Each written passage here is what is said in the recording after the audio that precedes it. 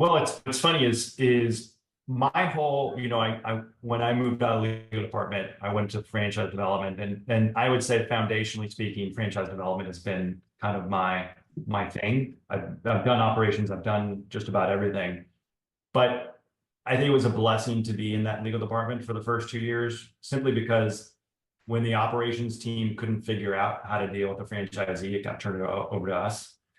And 100 times out of 100, the problem was that the franchisee should have never been in the system in the first place. Mm. One, because they didn't want to be involved from a day-to-day perspective.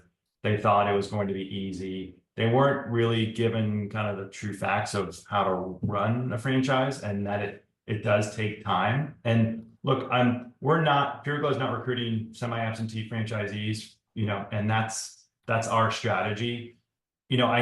I would hope that all of our franchisees become semi-absentee at some point, because that means they've built out their team. But you got to be behind the front desk. You got to understand how the business runs, and if you don't, then you've got problems. And my time at Cold Stone, I had to terminate franchisee after franchisee. It was the same story. And I always tell people in the franchise development process, I'm going to be 100% transparent, because I'd rather you tell me no now than 2 years from now, right? Yeah, after you've leveraged your home and gotten a loan. Yeah, exactly.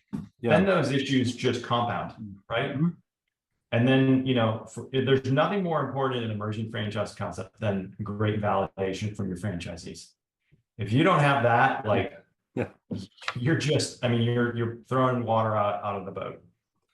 I call that the flywheel effect. Like what you're describing, not feeling the pressure to bring on every Tom, Dick, and Harry, because you want to make sure the first 10 are like rock star, rock solid culture setting people that are going to operate their franchises. Well, you're creating the flywheel for the next decade of franchise sales, right? You're creating a culture that is going to be innovative and forward looking, not retrospective and complaining all the time. And then your validation process is a breeze, right? Because everyone's like, this is the best decision I ever made, rather than some dude snookered me into buying a franchise.